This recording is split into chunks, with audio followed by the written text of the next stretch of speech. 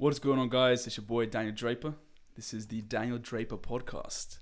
I'm not gonna name the episodes because I have recorded a few now, and they've all been crazy. The technical issues have been going crazy, but I'm using OBS today, as Swarren kindly told me and advised me to do. Yeah, so I'm super excited, man, to be here. I'm with my wonderful friend Danny Gwala. If you want to introduce yourself, buddy, and yeah, man, take it away. Yeah, man, this is my first podcast I've been on, so appreciate you having me on here. It's a pleasure, I'm man. Danny Gwala. I'm in the Atlanta area. I'm a music producer, and me and Daniel just connected over Discord one day, Mm. and we live very far apart, but we've just built a relationship online. He's become one of my really close friends. So yeah, Of course, just man. gonna I mean, talk it's and just see where it takes ridiculous us. the way we met. It's actually absurd.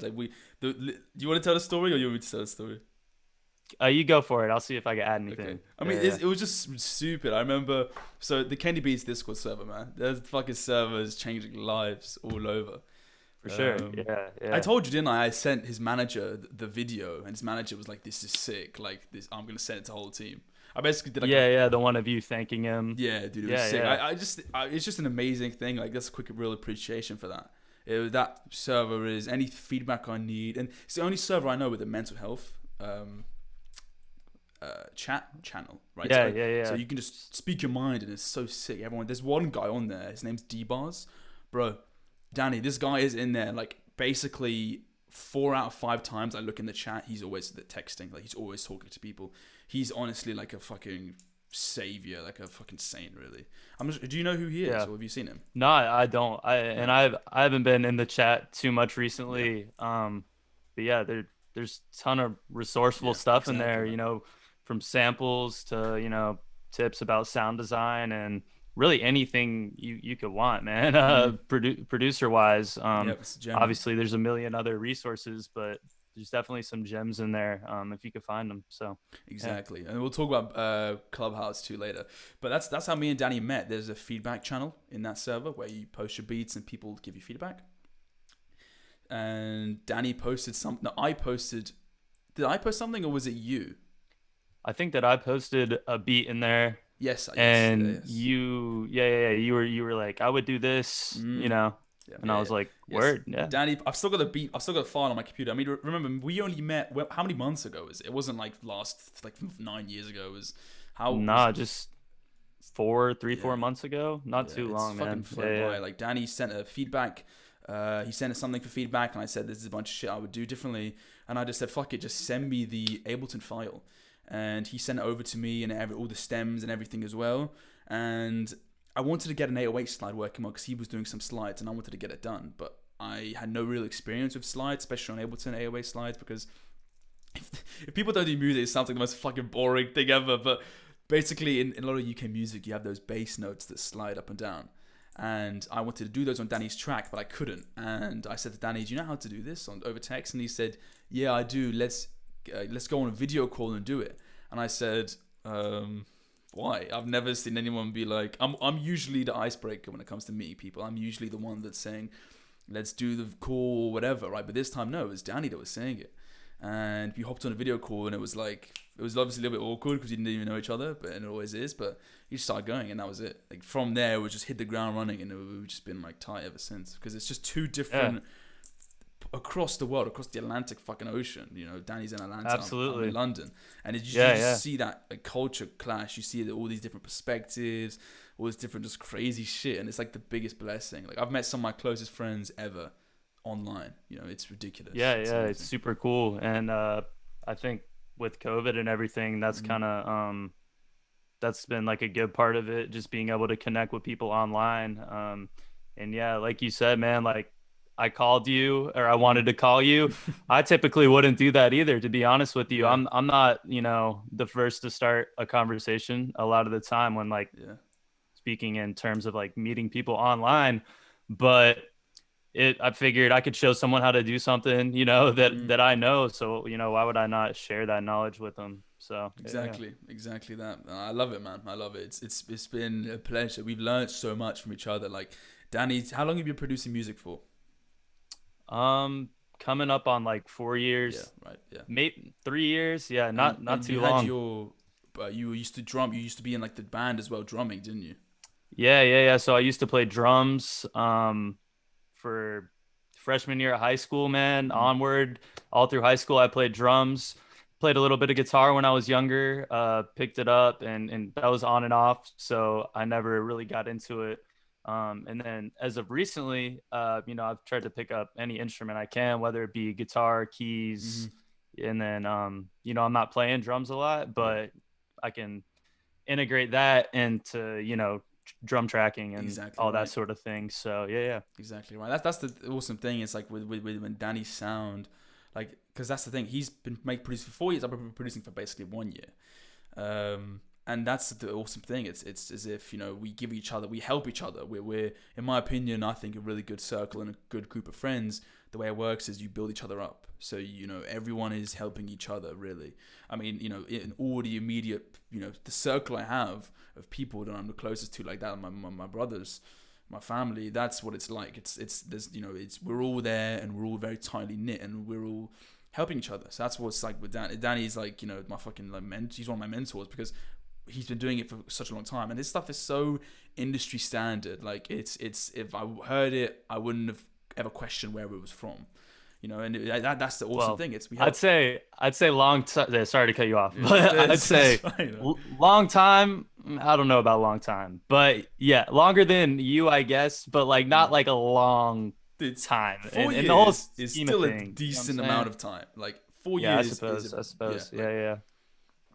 in my opinion, I think when it comes to like when you're a professional or something, what does that mean? I think when you like work or have a piece of work that's sent to like that you've worked in, like because professional is such a weird term, isn't it? Like it's and maybe you work in the professional environment. Like I don't fucking know what it means. I think it is. It's as soon as you make money off of something, Yes, I that's a think really it's good term. considered Yeah. you're a professional at it. Mm. But yeah, I mean, Yeah. I don't know much about it, honestly. I suppose, yeah, once you make some money. Yeah, exactly. Like I think that's what this professional is. Like I don't fucking know, but when I think regardless of, I think once you get all that experience and it works like that, it's amazing.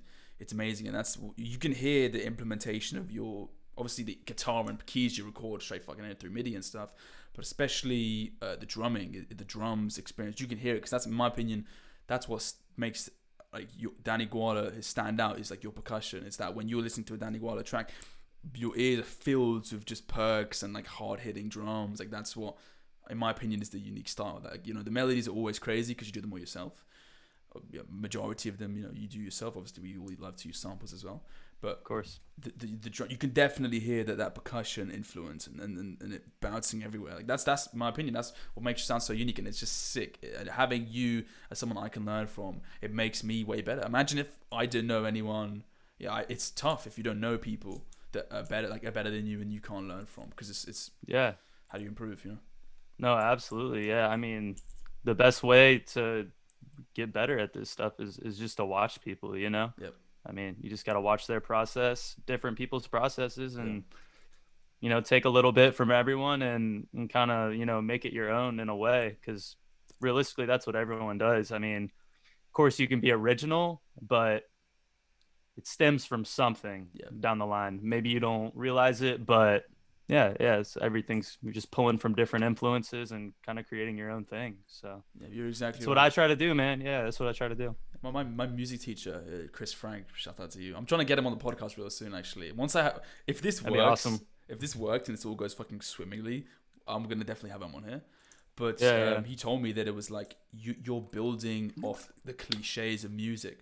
Even before the Beatles, for example, the Beatles revolutionized a million different things. Even before the Beatles, there was fucking hooks. I mean, don't credit me on this. I might be wrong, but there was structure in music. There were hooks. There were syncopation. Like there were all these things. Like yes, the Beatles did do things for the first time. I believe they're one of the first people to ever do like digital mixing, like analog gear. They did a lot of the stuff, like the first original shit. But music's built off cliches, right? When you listen to all this different stuff, even the most groundbreaking, for example, Kanye, take someone like Kanye West, Kid Cudi, these guys, they built off the cliches. They built off hooks, the snare on the third beat, 2 and 4 clap. Like they did it. They used all of that, and then made their own style. You have to, what's the word? What's the saying? You have to replicate before you innovate.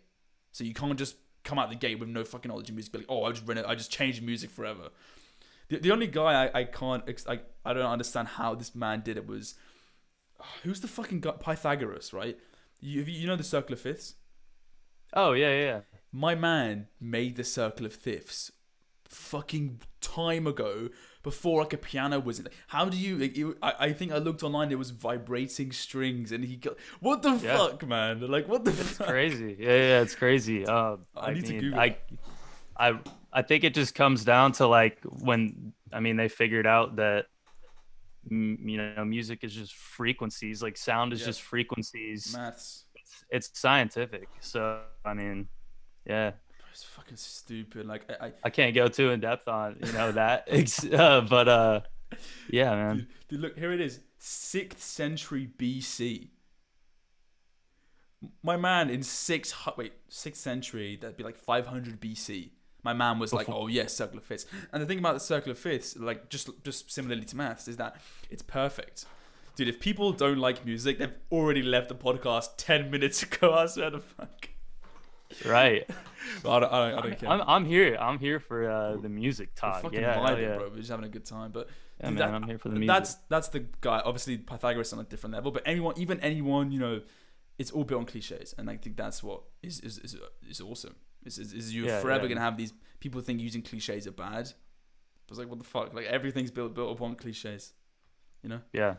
It's like who are some of your biggest like influences in this game? Like who inspires you the most, and like what's been the impact of some of the people? Yeah, so dude, I've loved music my whole life. Mm-hmm. It's hard to say like what my present day inspirations are, like people really out here dropping music all the time. Yep. Just because I don't know, man, it's a lot of the same money. Yeah, it's just there's not too many crazy new things really coming out right this second. You got like Kid Cudi and Jack Harlow dropping. So yeah, I like both of those artists a lot. Yeah. As of people that are dropping music, recently, Big Sean's album was really great in my opinion as well. But as for like my main inspirations, man, it comes from everywhere. Like I listen to a lot of indie alternative rock. So like some of my favorite bands in that kind of genre of music, The Strokes, amazing, are up there for me. Modest Mouse is another band that I love.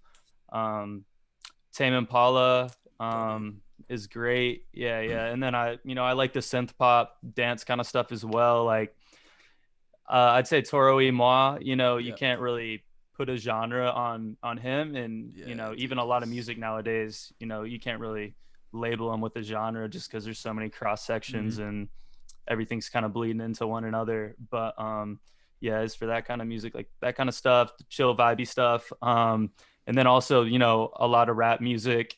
As for like some of the older stuff, I really like Outkast a lot. Outkast is good. Yeah, they're great, man. Like, because I used to just like, I was like, oh yeah, rap's cool, like I like this, but dude, Outkast just did something for me. Like, they were different. Everything about them, the way they flowed, and the evolution from start to, I guess you'll say finish because they're not really together. Yeah, unfortunately. Andre still obviously does the features and whatnot and kills them every time. But they were huge for me. Fugees. Yep. Big time for older stuff.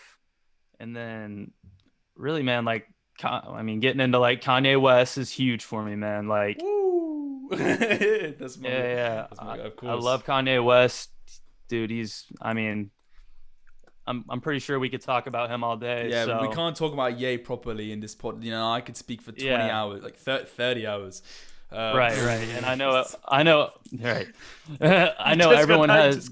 It took me a second. And I know everyone. They have their opinions Yeah, and yeah, all that shit. I'm not worried about it. He's yeah. a No, great fuck it. artist. He's Yeah, a great creative, and that's what I'm talking about right now. His yeah. art and his creative abilities, and the way he kind of was just a leader with his projects. Mm-hmm. He was telling people what he wanted, and he was making it happen, and Yep. he was getting people to see the vision that he had. So yeah, he was huge for me. I'm trying to think of like who else, man. Like there's just Like, yeah, so it's a many lot of pressure. artists, It's when someone asks you like who your favorite artist, it's like, oh, fuck. dude. That's a Yeah, deep. man. That We're musicians. That's a very like hard question. Um, but Yeah, dude, man, it's tough. There's just so many yeah, influences that I have. So yeah. Is your phone good? yeah, yeah, dude. Can you hear that right now? It's just it's quiet. It's fine. Yeah, it's going off through my computer. My Yeah, bad. bro. Do you put the do not disturb on? Do you have that? Yeah. Let me try to turn that Yeah, on. bro. Yeah, it's on my touch bar. It's the best thing ever. It's so good because it blocks all my. The only thing that it doesn't block, it's annoying it's all through WhatsApp. It like comes through, but it blocks all the messages. Though I quit WhatsApp and then put down during the sub. There's nothing. Yeah, the thing is, I thought I put it on too. Yeah. It's under notifications.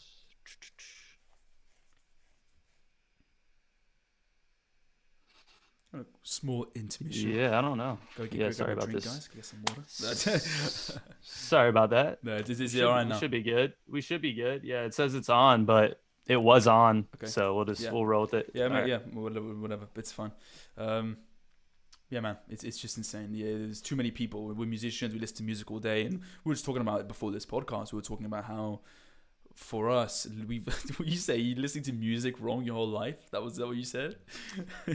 Yeah, nah. I meant just more as of recently, and Yeah, I mean, you had like a good counter. But yeah, I was just saying that like recently when I listen to music, I'm so hyper focused on listening to the production, the beat, every element about it, just because like that's what I do. yeah. I'm always trying to learn and just like listen for those pockets that they create, and just really just learn from all the different production things going on within a song. But due to that fact, it's caused me to not necessarily listen to the song as a whole sometimes. And obviously, I'm still listening to the song, right? But yeah, it's like I don't even focus on the words sometimes, man. Yeah. I'm just too focused on the feeling and the production of it all. It's like they could be saying anything, and I wouldn't even know sometimes, just because I'm so lost in like the feeling of the music itself, like the the production. And yeah, it's a weird thing, but man, yeah, I kind of lost where I was going there. But No, but that was it. Like, I love that. Shouts out to Will, man, my good friend William. That's what he said to me. He said, I told you before this as well. I said, before I got into production, I would show Will a song and he'd say, oh yeah, I don't like it. It's not produced well. And I would always be like, you're tripping, bro. What are you talking about? And then after, obviously, once I became more and more into producing music, yeah, if it's not produced well, I'm not going to listen to it, regardless of what the beats are. I was trying to think of someone that I thought I thought of just a random rapper, Kendrick Lamar. Thing is, Kendrick has no badly produced songs, So Kendrick's quite lucky in that. Not lucky. Kendrick's, I think, just his beat selection is very good. I don't think Kendrick doesn't really pick any bad beats. It's like Drake, Drake doesn't really. Yeah, no. And for that matter, not even picking with their cases. They're really not picking. They're sitting down and crafting that from the start. They're sitting with them. He's sitting with Thundercat and he's playing bass on his tracks. Like they got everyone there. It's all organic, and I feel like they're just creating everything from scratch. Yeah, I don't know how often Kendrick Lamar gets a beat pack where he's just playing through. Not to say that people don't send him beats, you know what I'm saying? But, I think when it comes to the album, they're probably sitting down and doing it all, you know what I'm saying? Because they probably don't want to make some, already crafted. They want to make some new shit. That's what happens when you make a song with the artist there. You know that this is original. And there's nothing wrong with sending artists beats. That's amazing. That's awesome. But I can imagine some artists would definitely want to say, yo, let's get in a room together and let's work and make original shit. No beats from outside, because they want to feel that. But I think Have you seen the Kid Cudi interview on on Apple Music with Zane Lowe? No, I don't think I have. No. Danny, I just got the Apple Music trial just to watch that interview. Okay. The background is beautiful. It's like the back shot is amazing. I think it's in Zane Lowe's house or something. It's beautiful, beautifully lit, or organic, like nice scenery. And it's just Kid Cudi and him talking, and it's amazing. I'd recommend everyone That's to awesome. check it out. Definitely just get the trial and listen. That's super cool. If that's your thing. That reminds me of just the way you described it, of the Rick Rubin interviews where he'll just sit down just outside. Yeah, dude, just in the house, outside, just wherever, man. They're just chilling. Yeah, it's cool. that's what like Cudi said. Cudi said when they were making this music, all of Kid Cudi's new album was all original content. It was no beats. I don't think any beats were made outside of the studio. So they got in a room, and the way he said, I'm not gonna talk about too much because I want people to go watch it and enjoy it. But he says he didn't know this album was, because this album was only announced a few days ago. This album wasn't crazy done, 20 years in the making. It was like you announced it, like not like how Travis Scott announced Astro World before Rodeo. It's like he said this album was coming, don't know when. He didn't even say this album was coming until a few days ago, because I think he said he made the first 3 songs on the album, which is really funny because it's in the what's chronological order. It's hilarious because he did the first 3 songs on the album, and it's coincidentally they're all ended up together. He did those first 3 songs, and he said, I have to make Man on the Moon 3 because these songs sounds just like Man on the Moon era. So that's what he didn't end up with, and that's what I love about someone like him. Album sequencing has been lost in the era, in like this new age of dropping singles. We have to bring it back, man. Like when we make our projects and release them, we have to make sure that we can sequence albums, because people don't sequence albums anymore. You have albums like Igor, Lord Melodrama, Let It Currents by Tame Impala, Kanye's shit. Like all of these albums, the order matters. All the Kendrick stuff, the order matters a lot. Absolutely, yeah. You want to listen like just start to finish as a whole, so that it's a whole experience. I mean, I think that's how it was intended to be from the start. Just something cohesive, and everything just flows, right into the next track, and it's all ironed out. It's you get the same idea, at the forefront. And yeah, man, like I agree with you for sure on that. There's a lot of people that just let me get to 50 minutes. Let me throw, a bunch of these deluxe tracks version, on here. For no reason. No right or wrong order or anything. Just that could have been, a single or whatever. And they just kind of throw everything together. A lot of these people now. So yeah, I think it's important to take the time to really plan out the whole concept of it and make it cohesive. Yeah, there's nothing wrong with doing it, not doing that. For example, I don't even want to say names because when my time comes, I don't want no one attacking me. But I like plenty of artists that have just random albums. They just throw a bunch of singles thrown together. There's not that much sequencing.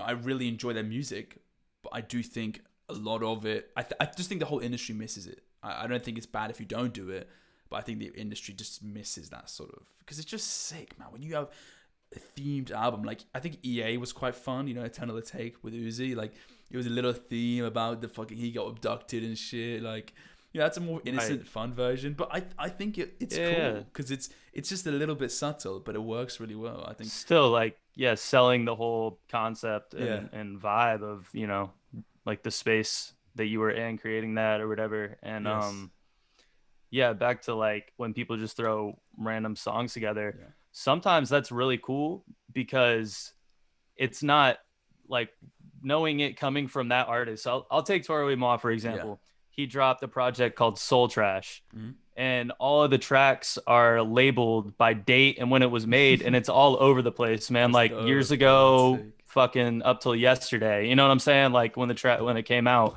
but that was like an EP. Like that was him, like, you know what I'm saying? The concept was like him just like dropping his notes, you know what I'm saying? His ideas and like just random songs all together. Like, I think that's cool because it's not like a studio album. It's not like an official album. But yeah, when it comes to like the album, I think it's important for sure. And listen, bro, speaking of these big A-list people, you got to talk about your relationship with Sonny Digital, man. how that all started. That's like an amazing. That's the coolest thing. I think apart from there's two people I know in my life that know people that are well known in the music industry. Right, one of them is my uncle's good friend Mike Malchikoff, with he works King Princess. Other one is you and you and Davis knowing Sonny. Like, how did that happen? What was that story? If you guys don't know, Sonny Digital, one of the biggest producers in hip hop now. You know, credits with Travis Scott. I believe he was on the new Jack Harlow record. You know, 2 Chainz. My man's discography is stacked. You know, one of the most sought after producers in America. So how was that? How did that, you know, work when you first met him? What was that whole thing like, meeting him and knowing him? Yeah. Okay, yeah. So I guess I'll kind of like take you back a little bit. Yeah. So before I even started producing, I had met Davis Woods. He's a rapper. Yeah. He was Davis Woods when I met him. You know, he's rapped since the day I met him. At that point in time, I didn't make beats at all. I didn't produce. I had really no interest in pursuing music. You know, that was like in between when I had, you know, played the drums and done all that. And I just kind of got burnt out on all the music stuff. So, you know, we started working together, and my goal at first was really just to make him, you know, a track, make him a beat, you know, something good enough for him to get on. That was all my goal was. You know, like I had GarageBand, I was fucking around, got Logic, and was just messing around, man, nothing serious. And, you know, eventually, like at a pretty quick rate, my beats just started getting better and better and better. And, you know, we eventually dropped Bitter, a single. That was the first released track, you know, that someone put out that I was a part of. Davis Woods, Bitter. And then from there we went to, you know, work more and come up with the album, Problem Child. Drop that. And then back to your other question, just kind of timelines kind of meet up here. So with that going on, Davis's friend, shot by DCAT, he's a photographer. I guess he was showing Sonny our music and at some point, and he liked it. So, you know, we went over there and kind of just played him our stuff, and he was super inviting, super genuine guy. You know, he wants to see everyone win. So yeah, man, we just went in there, we played him some tracks, and he thought our stuff was cool, man. So that's kind of how we met him. And then, you know, post that, you know, I've just been working, making beats, whatever. Working with Davis. We have a few ideas for a project coming out, an EP as well as like a full-length album. Amazing. Yeah. So I've just been working, and then, you know, I occasionally go to Sonny's studio with Davis, and we record there. But yeah, he's a super genuine guy, man. Like, I'm a nobody when it comes to this production right now, man. Like, if you know, just to put it in perspective, man, like, you know, I have great beats, I have quality work, but right now it's just a matter of kind of getting it out there more. Yep. So yeah, man, he's been really cool, and and I hope to continue that relationship. Yeah, 100%, sure. Man. It will carry on nurture as long as you do nurture it and just keep in touch, man. That's the best thing ever. Danny recently, is it okay if we talk about that like licensing thing, for example, when that guy wanted to purchase one of your beats? Is that cool if we talk about it? Just, briefly. No? Nah, let's not get into that. Yeah, Sonny's just awesome, dude. He will just help anyone, you know. Like, Danny's music, in my opinion, is so industry standard, so good. It's just a matter of time and releasing content. That's with the whole new age of marketing, this whole new wave of just releasing. Because back in the day, it used to just be who you knew, right? You had to know the people, you had to get in the right places. I mean, it still is like that, but it's slightly different now. Nowadays, you have to work a lot, and you have to create a lot of content. You have to be posting all over these social medias, posting everywhere, and just getting your word out there. You have to make the effort with connecting with these people, and that's what I think you are doing, and that's what we're both doing, is expanding our brands as much as possible. You know, whether it be me doing the podcast or you posting on YouTube or both of us streaming, like whatever things that we want to do and what we will do, it's just amazing, because it's actually not when these things happen, it helps us because it expands our portfolio. It's helping everyone out, including ourselves, and it's multiple streams of revenue, which is what you need in this business. You know, you take someone like Kenny Beats, the fucking best fucking producer, like one of the best guys right now in music and hip hop. Not only does he have producing, he's got the Twitch streams, which he's super active on. You know, I think it's almost every day he streams on. Subscribers and donations. You also have the merch.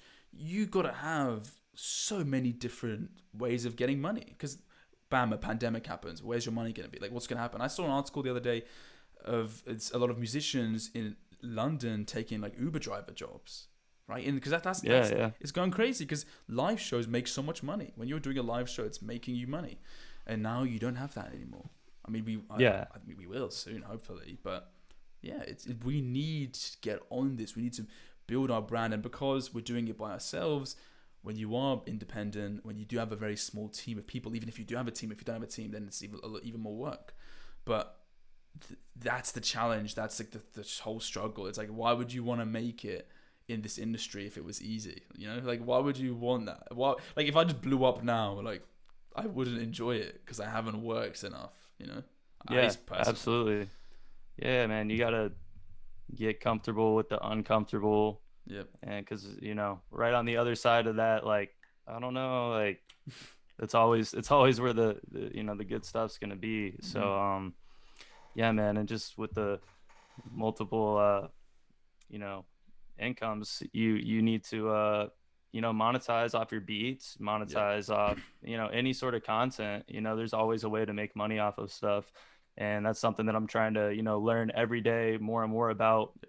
You know, from releasing sample packs to drum kits to, you know, there's all sorts of different kind of things that I'm trying to get into, and it's just a matter of tactically doing them all when there's so much, you know, to do, man. Like, there's unlimited things to do. There's no stopping point. You know, you always, like, there's always more content that needs to be put together. So you finish something, okay, on to the next thing. And it's like, there's no pausing, you know. There's no point where you're like, all right, I did it, you know what I'm saying? Yeah, you don't fucking release your first album, you're like, all right, well, that's it, let me fucking get up and leave. It's right. Yeah, so I mean, I've just recently learned to never never settle. I mean, like, obviously, like, you got to find that inner, you know, peace, but just having that drive and not settling, you know what I'm saying? Just always keep going. So yeah. And that's what's dope, man. Your work ethic and the way you work, it's dope. Danny, for you guys that don't know, can I give away the source of how you listen, how you produce your beats, and what device do you listen to your beats from? God. My man produces on laptop speakers, bro. My man produces industry standard music on his laptop speakers. But that's the fun in all of this, is everyone's got their own little source. Everyone's got their own little tips. Like, and before anyone runs off with that information, I will make beats on my laptop with, you know, no speakers or anything, no headphones. A lot of the time, that's just me making the beat. You know, I have studio monitors. I could, you know, do everything I wanted to, like, with the monitors. You know, I got headphones and everything. I just sometimes prefer to do it on my laptop, and when it comes down to mixing, you know, I'm gonna bring it over to the headphones and work on the speakers as well. But yeah, man, sometimes the beats I make just sitting there, man. Whatever, you're in bed or, you know, whatever you're doing, man. Danny sucks at producing. It's exactly what it is. You're gonna be a multi-platinum artist, being like, laptop speakers. But you have that. There's a lot of these artists have weird tricks. I think Ronnie J does the same thing, I believe, you know. I'd seen a video, you know, I'm sure he, you know, does it different ways as anyone does, but yeah, dude, I've seen him cooking up on just his laptop speakers, and he spoke on that before. There's a lot of people that like to cook up on portable speakers. Dude, shout out EXO Tour Life, man. The EXO Tour Life story is one of the best stories of any track I've ever been you know, I've ever seen. You've seen it, right? You've seen that video. Yeah, it's the TM88 video. Oh my god. Yeah, it's super cool. Yeah, it's a great beat. It's a great beat. A great song. I love it, man. Because it's one of the biggest songs in the world, and it was just how. If you guys the story, please, if you want to see it, inspire yourself, just type it on YouTube. EXO Tour Life Genius Breakdown. You'll see it to the producer TM88. And spoilers, if you don't want to know what happens, then please skip past this part. But basically, he was in the airport and he had his monitors but not his interface. He couldn't link them up with the speakers. So he bought was it the fucking Beats pill, right? Yeah, I think it was a Beats pill. Yeah, he bought the Beats pill and was producing on the fucking Beats pill, and he was leveling it on the Beats pill, and he was saying, it's just not loud enough, it's too fucked up. And then he was thinking, wait a second, let me just level it of how I would level it if I had my monitors with me. So that's almost like muscle memory. TM88, one of the most well-respected producers, of course, in hip-hop again, but with all that experience, he now gets his leveling. He's like, okay, I need to put the drums down a little bit, the 808's too loud. Like, he'll get it. He was the guy how it feels, and he then sent it off, and history was fucking made. I love that. I love how usually some of the best shit happens in ways that you can't explain. I told you when I did my assignment track for my school, the top line from that, my teacher loved it, by the way. My teacher said the top line was like, I showed that to you. It was basically, I was playing a syncopated rhythm on the keyboard. I was basically playing can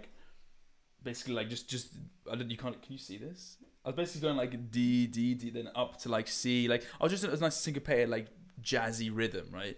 I was doing that, and then I just swapped in. It was with a Rhodes piano, and I swapped in the sound with some random Ableton sound, and it was all arpeggiated and sick. And it was just an accident that happened to be an amazing sound, and that was the thing I used. I guarantee you, Danny, have you ever had some like mistakes that have fucking made your tracks? Yeah, dude. I wouldn't even say mistakes necessarily. Like, you just hit something maybe on accident or something. Like, man, just tweaking random knobs and just, obviously it's nice to know. Yeah. It's nice to know what you're changing and manipulating. That's ideal, but man, you can get a lot of cool stuff from not knowing what you're doing. And shit just happens like all the time like that, man. Dude, with the Corp, I did this new song. It's the melody I sent you. I did this little demo track. And when I'm playing keys, I'm learning piano right now. I'm on, let me show you the book I've got, learning this. Shouts out to this bad boy. Alfredo's basic piano course, man. This shit's legit. Oh, yeah. And it's like a beginner entry level course to piano. Exactly. Yeah. That's cool. I've been doing that, for a few months now, and it helps a lot with music theory and learning. But still, playing keys, making melodies, I have no fucking idea what I'm doing.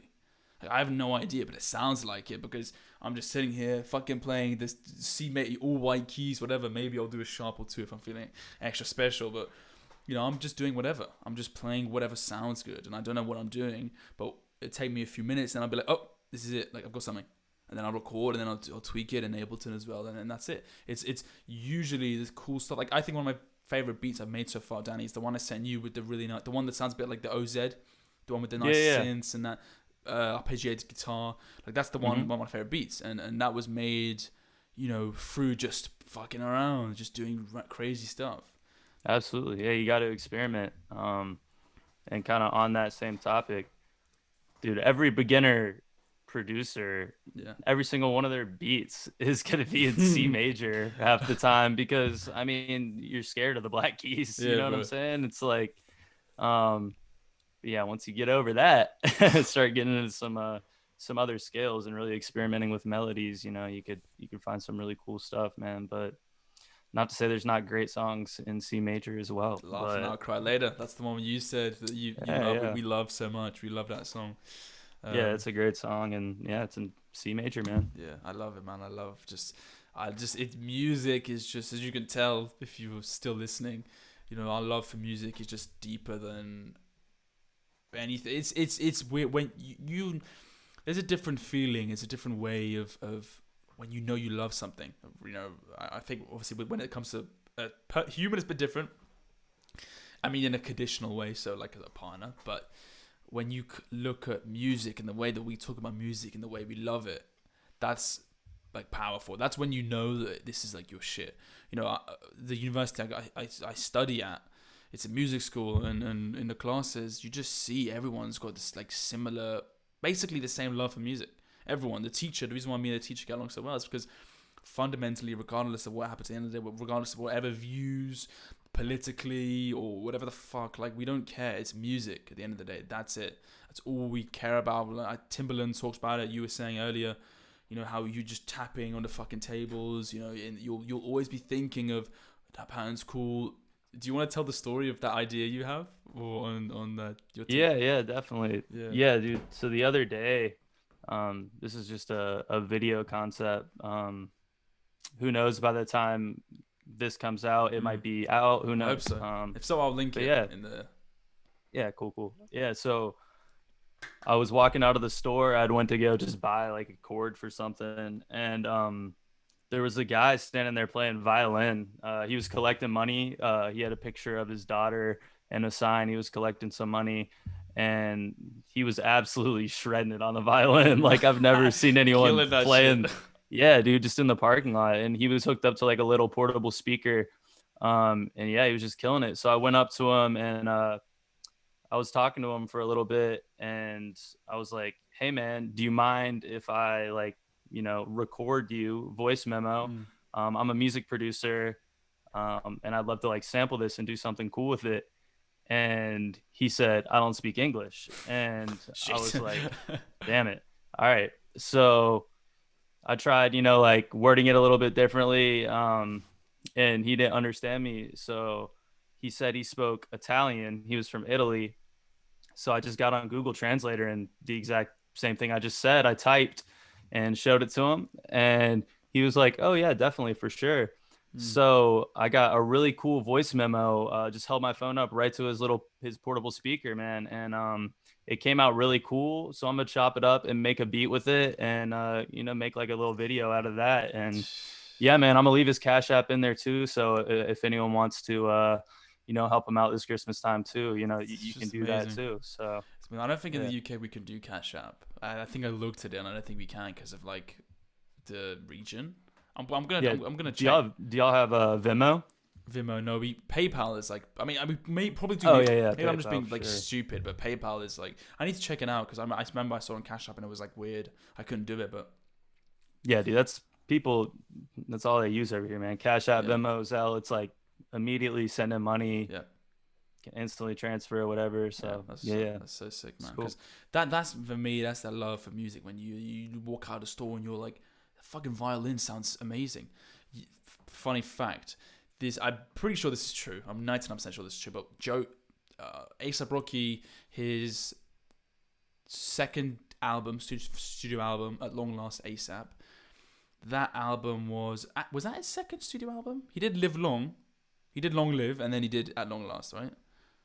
Yeah, I think that's right. Yeah, and I'm not exactly sure. Yeah, I'm pretty sure that's correct. And then the primary feature on that album was a guy called Joe Fox. Joe Fox, I believe, the way that A$AP Rocky and him linked was that Joe Fox he was a homeless guy in London. He had an amazing voice, and Rocky was like, "Yo, like, we gotta work," and like they think they networked through that. That's fucking ridiculous. It's like Ed Sheeran used to be busking. Well, he wasn't homeless, but he was busking. The Weeknd was fucking. Yeah. I'm pretty sure The Weeknd was homeless too. Yeah, man. If these guys can do it, we have no fucking excuse. Yeah. We gotta do it, man. When you see guys like Kendrick and Future, The Weeknd, these guys, when you look at some of their background, you're like, holy fuck. Also, primarily talking about guys, talking about men. Still, I was actually gonna give a shout out to a lot of the female artists that do album sequencing, especially Taylor Swift. Shout out Taylor Swift. But hip hop is unfortunately primarily with men. Like, you know, you see on the right, like Megan Thee Stallion, bro. Fucking hell, she is killing it. Unreal. Yeah, dude. Man. Like you see some of these guys I see on these forums are just straight up sexist. Even some of these guys r/hip hop heads. No, like a lot of the people, not a lot, a good amount of people there are. You can just tell straight up, like, not for any female rappers. Like any female rapper, right, just comment, this sucks. But they're respecting, like, everyone respects Megan, bro. She is just fucking beast on the mic, bro. Yeah. Also, another great female artist, Tierra Whack. Oh yeah, dude, she's amazing. She's super underrated, man. She can spit. I love Rico too. Rico is amazing. I Oh love yeah, just yeah. she's so dude. There's a really funny interview, genius interview with her and Doja Cat. And in the song, Rico and Doja, Rico's more aggressive and Doja's more like chill back and relaxing. It's funny because in real life they're like very opposite. It's more Rico being really just nice and really sweet, and Doja's more like fuck you. Like, it's just really funny, man. I think Yeah. more females in the industry is amazing. It just opens up so much more variety. I think there's a lot of sexism anyway in this world, so especially in hip hop, you get a lot of people like, oh yeah, I also hate when people clown like white rappers. Like, it sounds kind of weird, but I'll see, like, in my opinion, racism is racism. You know what I mean? Like, regardless of your skin color, yes, it mostly happens to people of dark skin. It mostly happens with that. But I'll see people in hip hop not respecting a white rapper just because he's white. Like, Yeah, it's dude, weird. Like, Jack Harlow, people it's would clown him because he's white. I'm like, that's talent. Why are you looking at the skin color? You know what I mean? that's old, man. And to be honest, I think that's mostly the media Yeah. portraying that image. Think it's way less any sort of fans. Mm-hmm. I really think that's all media. Yeah. So It's fucked, man. yeah, I it's fucking crazy, hate it, man. but let's move away We from live it. in a very tense world right now, man, in so many different ways. So it's like, I don't know, man. It's just tough. Yeah. It's a hard time to be living in for sure. It is, man. Life is fucking hard. Life is incredibly, incredibly difficult. And Yeah, yeah. what would you say helps you, in terms of the way you deal with when you like your hardships, when you're fucking stressed out, when you can't think of an idea, what for you really helps that you would advise to other people, maybe that it might work for them. Yeah, man. I mean, breaks are healthy when it comes to the music. And I should take my own advice when I'm saying that, because I'm the kind of guy who, what I'm saying, if I get frustrated or stressed, I just keep going Yeah, until yeah, I yeah. finally get what I want, man. It might take longer on a certain day just because I'm not feeling it. But at the same time, you don't want to like force it. But I mean, even Kobe Bryant said like Rest in peace, man.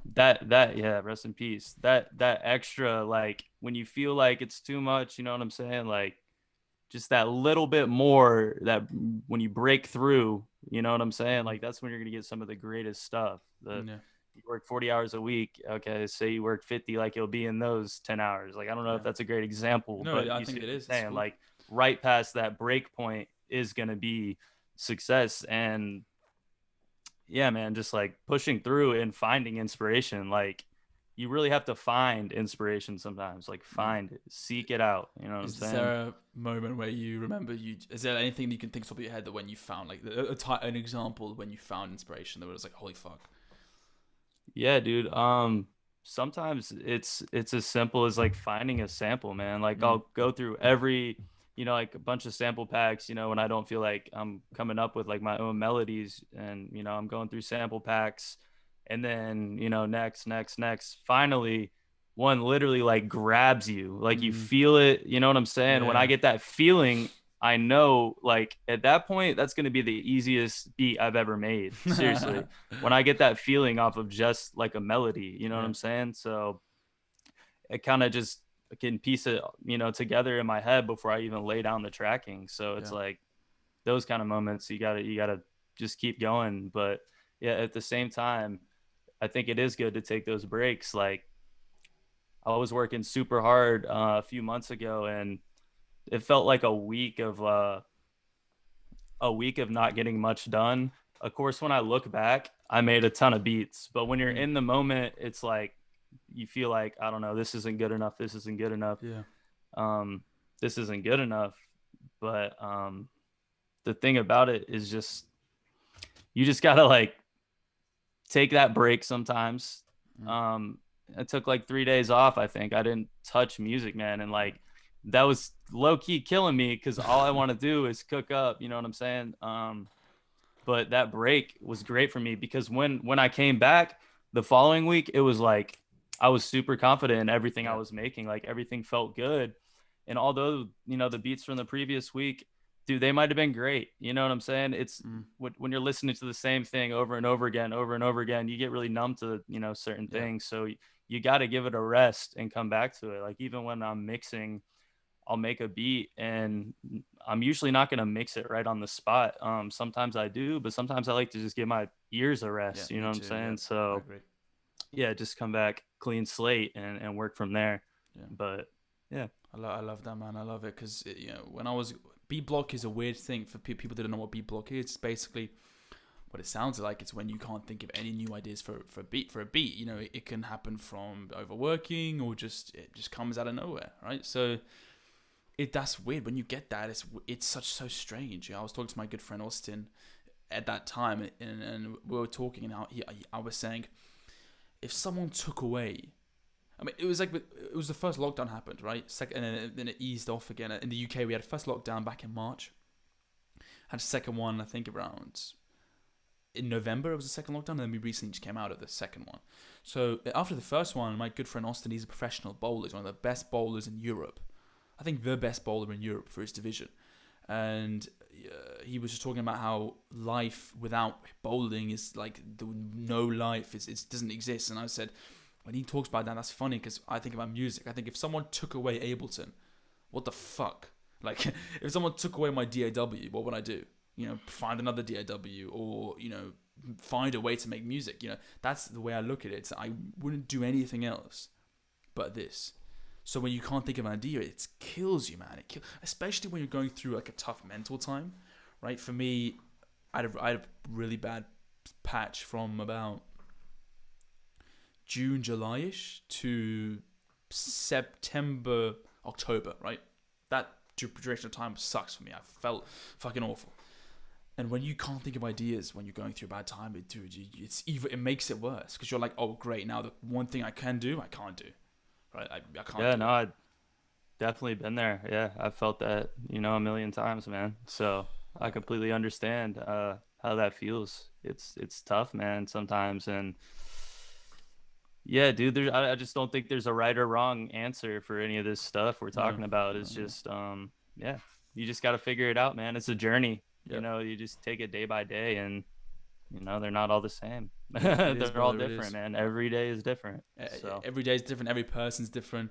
You know, what works for you might not work for me. It might not work for the wonderful people listening. You know, right. we don't know what works for each other, and I think that's what get when you're going through a time like that. When you're going through a time where, dude, it's talking about it just sucks. Like it's because it happened so recently, so I know very much what it felt like. But yeah. the fundamental best thing that ever happened was when I got a therapist, bro. Getting a therapist, you're talking to someone that's unbiased and a professional. So it's not like you're just talking, because talking to your family or friends is different because they know you, they have a perception of you. And no offense to your family or friends, I love my family and friends to death. That's the thing I live for.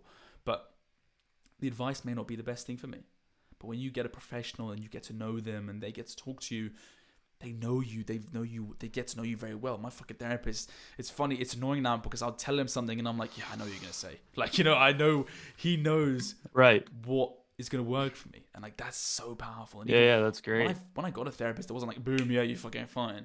Like, the thing I had to come to terms with the fact that, and Kid Cudi said this, but it's the fact that you can't look at life trying to go problem free. Trying to go through life with no problems is impossible. You just have to learn how to deal with them, you know? Right. And I've felt that mindset too of just like being optimist. I mean, like I am an optimistic person, I would say, but you can't expect there to be no problems. You know what I'm saying? You just got to take each thing one thing at a time and kind of deal with the situation, man, and not let your emotions, you know, get involved. You know, you got to think strategically. You know what I'm saying? Logically, if you will.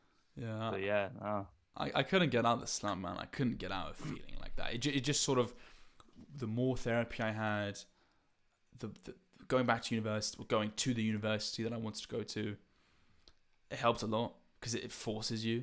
But I couldn't imagine not going through that. Like, I look back to the things happened in my life, and probably because I'm so young. I mean, dude, how old are you? 23. Bro, we're fucking babies. You're 23, I'm 19. We're babies in this life. We're not even a quarter of the way through. Like we're healthy dudes. We're gonna live to a fucking 100, right? But it's Hope so. Yeah. When I look at what everything that's happened in my life, I'm so grateful for it.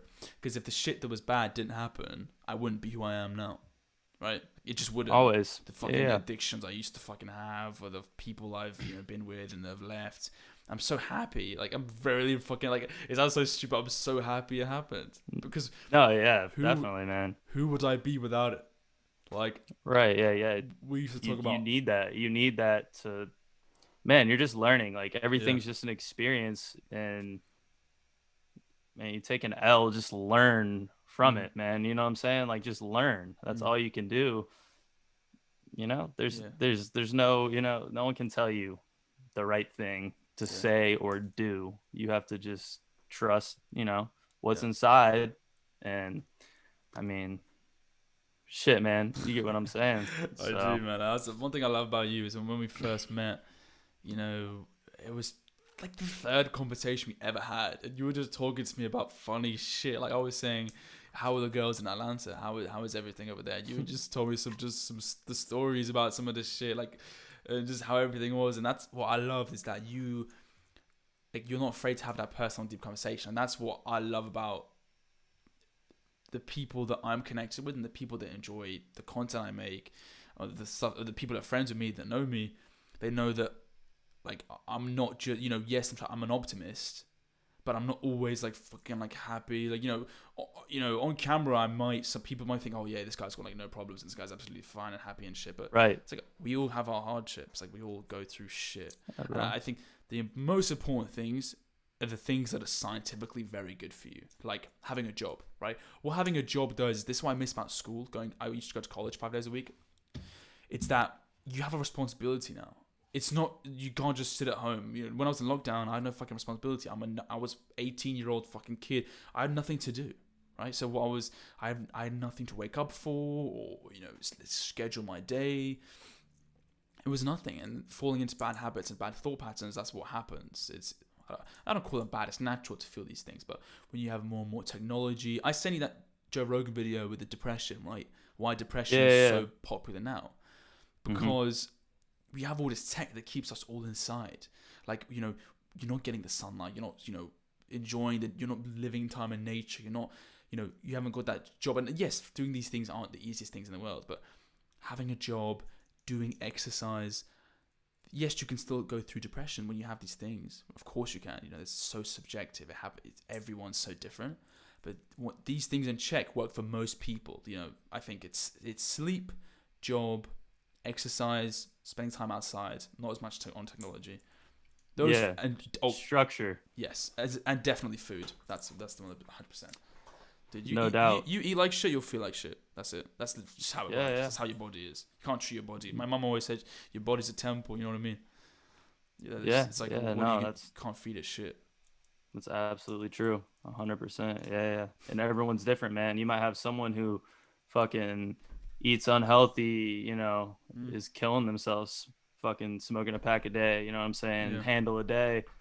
And dude, they might not even be depressed. They might you know be what I'm saying? Fine as hell. Like, that's cool. Dude, that's they might love this shit. Like they're not worried about it. Yeah, dude, everyone's different, man. So you just kind of got to figure it out for yourself. 100%. Yeah. Is it, if it's if you're comfortable about talking about it? I'm so stoic, dude. I just realized this whole time, like, everyone who's gonna watch this is gonna think that I'm just like the most dead serious person, but like I've never done anything like this on camera, like having a conversation like this. So like, it's absolutely fine, man. Yeah, it's weird to me. It's weird. No one's gonna be like, oh, fucking die. Like no one cares. Like we're just having a good time. Like it's absolutely just chill. Just facts. Like you're doing amazing, man. We're having a really good time. And if it's not too much, if it's not too personal for you, what?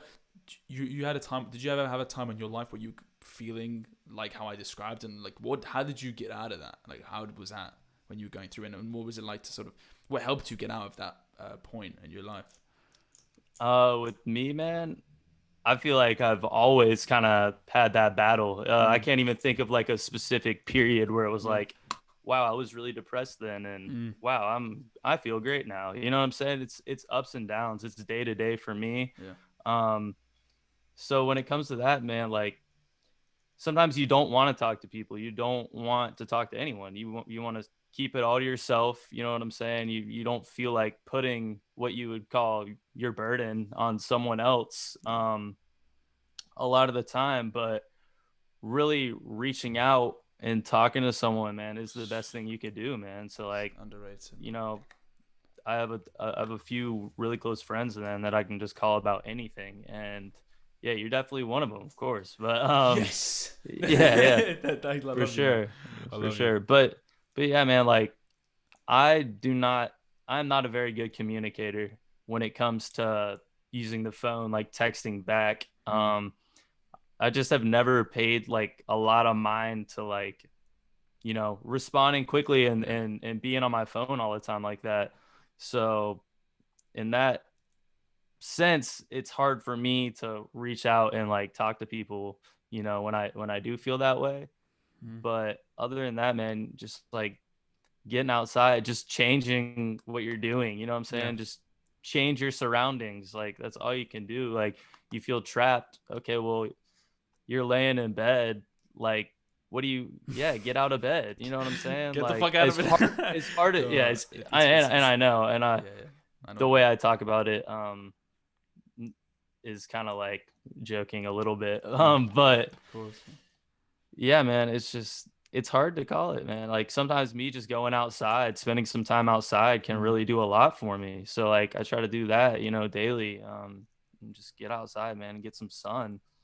And that really can fix a lot. Another thing for me is like meditating. And these are all things that are like Best. when you're in that rough patch, it can be hard to even bring yourself to do these things, even if you know for a fact, like, oh, it's worked in the past. Like, I went outside this day and wow, I felt so much better from going on a walk or whatever. But in the moment, it's like, dude, that's not going to do anything. Like, you know what I'm saying? Like, sometimes it just feels like meditating won't do anything, whatever. You sit there and meditate a little bit. It's like, by the end of it, it's like nothing's gonna be quick. It's not like you Yeah, dude, just I throw a feel that band-aid on so it. You hard. gotta like work everything out of you. You know what I'm Yeah. saying? So it's not like you can snap your fingers and do something to, release that energy, that negative feeling. Yeah, dude, it's a process with just like how anything is. It takes time, and every day is different, ups and downs, man. And I feel like I'm just preaching what a lot of people know, man. But Yeah, no, man, yeah, not many people might know this. You know what I mean? Like, it's not like we help people. People think that I read a quote once, and it was, when you feel alone, that's when you feel the most. Like, no, let me restart that again. When you feel alone, you think no one in the world understands you, right? But when you're feeling like that, that's when people will sympathize and understand you the most. Because we all go through that. We all suffer. We all have pain. That's what I relate to you so much when you said about that. Like when I was in this, when I was feeling really, really, really just down, I would just like try to meditate or try to do yoga, and it's like afterwards you're just like, ugh, like you just know it's not working. You just say, oh, I don't want to go on a walk. I don't want to do this. I don't want to do that. And for me, it was a gradual process. Like nothing overnight was like I just woke up. Oh wow, I feel great. It's not like that. But there are definitely things that can help. For example, for me, going on my phone in the mornings and before bed is not a good idea. So I will feel significantly better if, for example, right now I bought this fucking new bad boy. I bought like an old alarm. I bought like a proper alarm clock, right? What does this do for me? What it does for me is recommended by it wasn't. It started. My therapist recommended putting my phone downstairs, right, before I go to bed, half an hour or so. So I don't go on it. I don't go on my phone. I can read instead, which I love reading now. I'm super like Game of Thrones book. I'm reading the first one. It's fucking amazing. I've never read a book quicker in my life. I'm on page 200. I bought this book like fucking 3-4 days ago. I started reading it. So reading before bed and putting my phone downstairs, that prevents you from looking at anything bad and then thinking, oh, okay, like now you're gonna go to sleep with that thought in your head, right? Not only that, but it improves your quality of sleep. Yeah, and now this alarm wakes me up in the morning. I don't need my phone. I used to always use my phone as an alarm, but now I don't need it because I've got an alarm clock. in the morning, it's the same thing. You don't want to wake up and go straight away on your phone, because instantly, not only for the light's gonna not be comfortable on your eyes, but also with social media, you don't want to open your fucking phone first thing and see, oh, someone disliked this, someone commented this, someone died. You don't want to see that. You want to get up, fucking have a shower. Well, this is for me. It might be different for everyone. Have a shower, put my fucking face on, brush my teeth, have breakfast, do some yoga, then I'll check my phone. So I've got all the things done. I've got my intentions. Maybe I'll journal in the morning and see how I feel. Then I'll check my phone. So it's like everything is done. I've got a strong start. Now let's go on with the day. And I'm still perfecting this. This sounds like I've got my shit together, by the way. I do not, okay? In my day, I have got this, shout out my uncle Valerie, I've got this day planner, right? That I do, I plan my day in and this cool shit. I don't really fill it out anymore because I don't know what I'm going to do today. Like every day, it's like unscheduled, it's unplanned. But I just go along with it and just see how it goes. Yeah. But these things are so important. These things, it might not fix the thing you're going. I'm using fix as if it's like a problem. It's not a problem, but it won't magically change the way you feel. But it will help it not get worse, which I think is very good. You don't want to feel worse. No you doubt. want to, just whatever the fuck. But right, no, definitely. I was gonna say, it's hard too, like being in music and producing whatever, but like when it comes to branding your social media and everything like that, man, it takes a lot of time of you being on the internet, man. It's like, how many different things can we use right now, man? You got TikTok, Snapchat, LinkedIn, Facebook, Instagram, Twitter. Then there's a ton of ways to post cohesively, and that requires you, unless you have someone running all your accounts for you, which we do not. yeah, which I definitely don't have. Yeah, man, you got to spend time on all those, and at the same time, it's I want to get on there and my bad. I want to get on there and show love to everyone I support. So yeah, man, it's kind of hard to navigate, because for me, say like I completely cut it all out, it would be really hard for me to progress. You know what I'm saying? Like, how else would I get my stuff out there? We're in the internet age. Although this might not be the best thing, for us as humans, it's like, I guess we got to just utilize what we have in front of us, man. Like, what can we do? I mean, get out there and, directly market yourself on foot. That's a great thing to do too. But in addition to all these other things, what I'm saying? You can't go out and hand out your CDs and go platinum in 2020. So I'm really happy you brought that up, because that for me is the worst thing about this job. It's like, right now, right? I could be completely wrong. Like, the tool we have is amazing. Without social media, without the internet, we're not going to become anyone. I'm sorry to burst anyone's bubble, including my own fucking bubble. But if I don't like going on social media and stuff that much. Like, I don't like it. I don't think it's that good for me.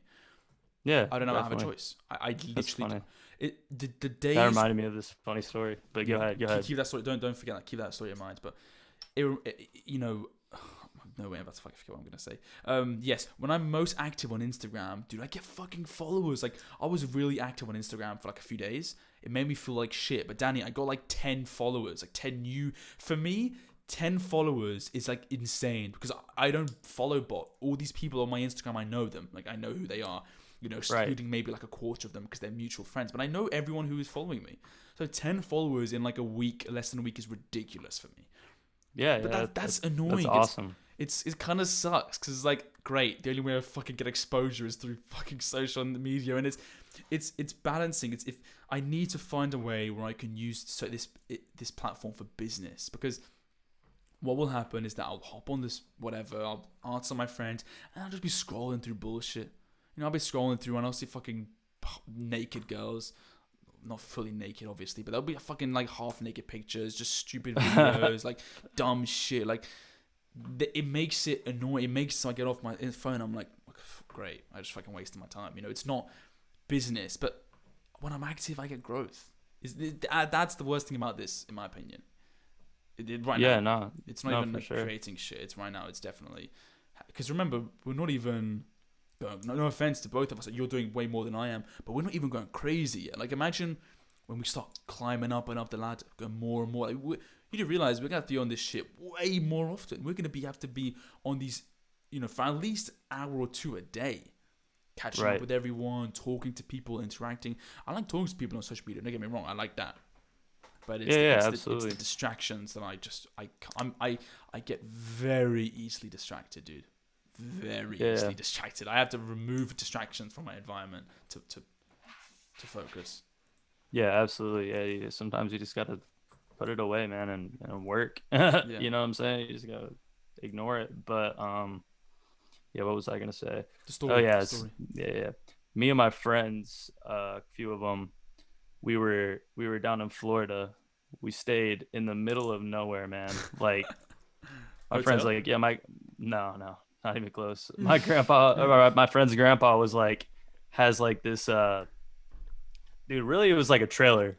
And none of us really knew this going into it, but he's like, yeah, he's got a spot down in Florida. So we end up like, we're like in the middle of nowhere, man. Like seriously, like 30 minutes from the beach, middle of nowhere, all in this trailer. And there was no phone service. We didn't have any phone service. We didn't have a TV. We had nothing, man. So like, I'm fine with that, right? Yeah. I think it's cool. I'm cool with that. Obviously, a lot of people wouldn't survive in that environment. Mentally, they'd be going crazy not having their socials, and being able to contact people. But the funniest part about it was we kept on saying like, oh wait, what was that movie with this dude and this guy? And we're like, and then we like go to like grab our phones and we're like, oh fuck, dude. So there was just a million of those situations where we're just like, what car was the, just like dumb stuff. Cause you always just Google everything. Everyone just like, I don't know what that is. Boom, Google. All right, I know what that is. So like we just had so many scenarios where we were just trying to figure out like what actor was in this or what this was called or what song that was. Cause we just didn't fucking have anything, man. Just Googling fucking Yeah. We had whatever music, like the only music we had was whatever we remembered to sync. You know what I'm saying? Like on our shit. Oh, bro, you fucking Googling, you were trying to Google blue cheese. I'm addicted to blue cheese. Who the fuck is that, bro? Also, shout out to fucking that song is crazy, by the way. Yeah, that's awesome. He literally came out of nowhere, which is so weird. It's awesome, but that's ridiculous. It's like Kevin Hart. He talked about he was lost and he had no service, and he was like, "How the fuck do I get home?" Like he's like literally he said, "How the fuck do I get home?" Or usually it's Google Maps, but he said, "I have no idea how to get back because is where the fuck do you go?" You know what I mean? I was that's serious too, man. Like we're too reliant on that shit on the maps and everything. So I'm scared, man. I'm genuinely scared for the future. Like I'm gonna be a fucking boomer when I'm older. I know that. And I'm already scared now, but that video, if you guys haven't seen it, just type it on YouTube. Joe Rogan. Why is depression so common? And it's a video with I forgot the guy's name, but it's Joe Rogan and a bald guy talking. Really, really amazing and insightful. I love Joe Rogan Podcast. It's easily the biggest influence in terms of what I'm doing now. But he just says it's probably going to get worse because people are staying more inside. Technology is becoming more and more immersed in our daily lives, and it's very scary. It's very scary because I don't know about you, but I feel at my best in terms of apart from when I'm with my family or with some friends. I feel my best when I am in touch with myself, when I'm in nature, when I'm on a walk and I'm looking around. Dude, when we link up, when you come here, I'm gonna show you. There's a field near me. If I'm gonna walk from my house, you go and just see the views. It is ridiculous. Like today, for example, the fog was coming down and it was near where I was, and it was like the sheep and shit. It was like, and the clouds. It was almost like a clementine pink color. And there's also like a grey cloud next to it. And I was like, this is fucking ridiculous. How is this real life? These. I wasn't high, by the way. I do not do drugs. I sound like I'm high or something. But no, genuinely, I look at these things. I think this is insane. This is not explained by. I don't get the science. I mean, maybe there is science behind it. I'm just saying this is like a figure of speech. But it blows me away how all this stuff exists. But a lot of us were too immersed in this. We're too immersed in. No one's looking, man. That's the thing. Looking down, scrolling. It's like, right. there was a quote. Yeah, man, I do the same thing, man. I'll go out and walk, and it's just like, Dude, your whether it's scenery at looks night or amazing. day, man, you just look up, and it's like, holy shit, bro. Yeah. Like, what? Dude, What is this? Bro, Where am I? You know what I'm saying? I want It's to come just to like, the woods it's near just you, weird. bro. The views look just paying. Danny will, guys, follow Danny on Instagram right now if you're not. Is your IG handle just Danny Gwala? It's at Gwala Danny, Gwala Danny. There you go, guys. Please go follow No that spaces. handle.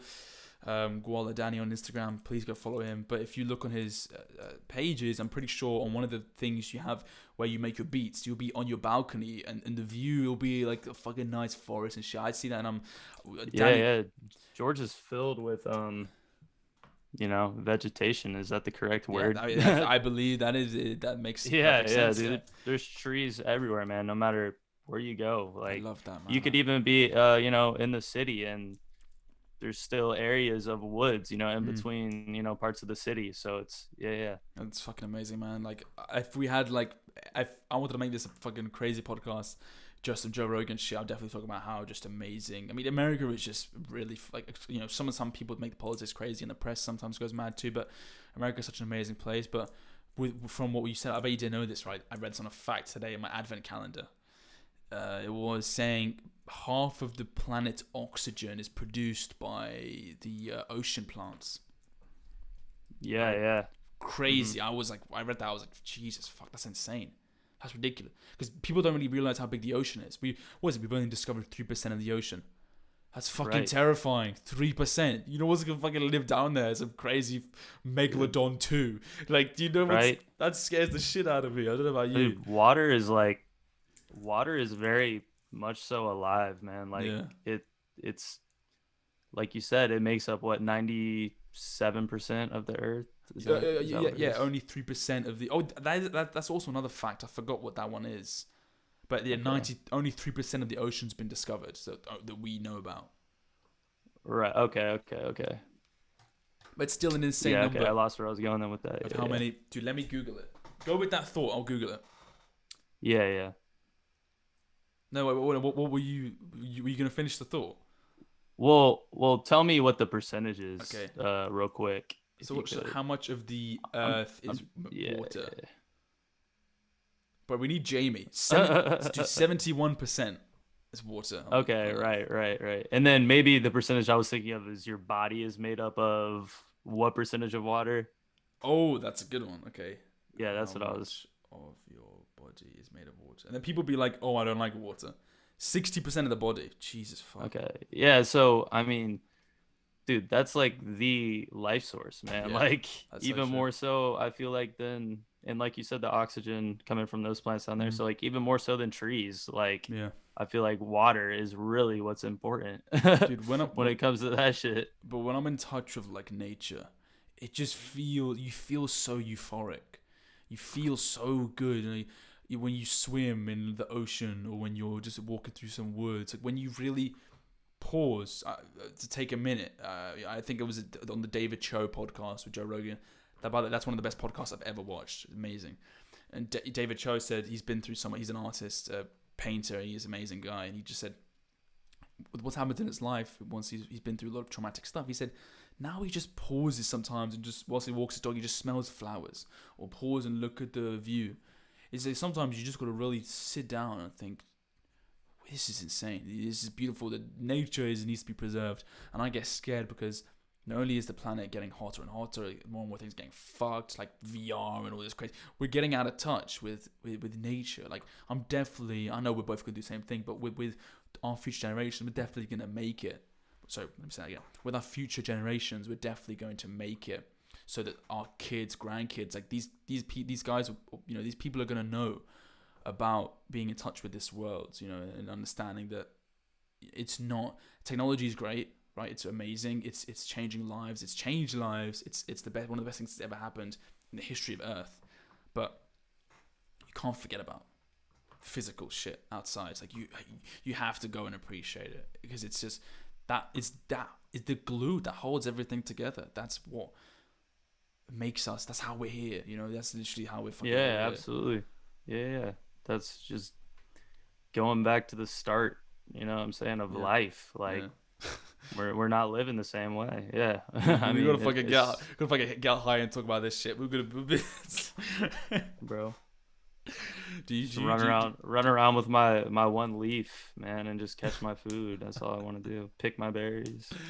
Listen, it's been a fucking awesome time. I don't know how long we've been running on for, but it's still a new thing for me. I'm sure as things get on, I'll be able to do longer and longer and whatever, as long as the person's comfortable with it. And probably I'll set a time, before. But man, it's been. Yeah, I have no idea how long we've been doing this me for. fucking neither. I don't remember when we Could started. be an hour, could be 2 hours. Yeah, I don't think it's been 2 hours. I think it's been maybe not. If I had to estimate, I'm gonna check the file after this. I think it's probably close to an hour, similar-ish. Okay, word. Time. Yeah, That's what I'm going to assume. But I don't know, man. It's been a real pleasure talking to you. Usually when I do talk for a while, conversation or whatever, it's tiring. But when I talk to you, it's like nothing, man. It's we're brothers, and it's the inspiration you've had on me and the influence has been amazing. Like, guys, once we meet up and once we link, it's over. Oh yeah, finished. Like, yeah, dude. I hope I was a good guest. And amazing all that. guest, man. Thank you for coming on. It's been a pleasure to have feel you here. And robotic and stoic the whole time, but also, man, bro, it's cool. You like Ryan Holiday, fantastic author, stoic. Amazing guy. Stoic, just like no, because he's just sick. He's so clever. He wrote an amazing book on stillness. It's called, the book title is called Stillness is Key. That book was the first thing that got me into sort of self-care. I'd recommend it to anyone watching. Cool. Yeah, I'm gonna definitely check it out. 100%. Any final notes you want to add? Anything you want to plug? It's like hot ones. Anything you want to say, please. Yeah, man. Yeah, appreciate you for having me, man. This was cool. I've never been on a podcast before, so it's kind of a weird, uncomfortable situation. Not with you, but you know what I'm saying. Just being on camera is just different. Of course, man, I'm usually, behind the scenes. Typically, I prefer it that way. But yeah, I'm about to start getting on Twitch and streaming me making beats. So that's gonna be twitch.com/Gwala Danny. So it's the same handle as my Instagram. Yep. And really, if you just go to my Instagram and hit my link tree, you can find my YouTube, SoundCloud, stuff I've done on BeatStars, some stuff I've done on Spotify. And yeah, man, that's about it. Trying to work on some new content, kind of finally trying to get everything to come together, man. Just bringing all the different pieces together, and get some actual content out there, and try to make some more moves. And yeah, man. Bro, thank you so much. It's been a real pleasure. Yeah, everything will be in the link description. All of my links, all of Danny's links, and hopefully this fucking recorded. Because if this doesn't record, I'm gonna fucking be pissed. But thank you guys for listening. If you really stuck to the end, you're amazing. Like fuck yeah, I would. It's ridiculous. If you really did stick to the end. Yeah, I hope everyone enjoyed it. I wonder if anyone did. Yeah, but it's gonna be you and me on the replay. It's gonna that's a good podcast. That's funny. But thank you guys. God bless you all. Sending love to all your friends and your family. Thank you, Danny, and we'll see you guys next time. Take care.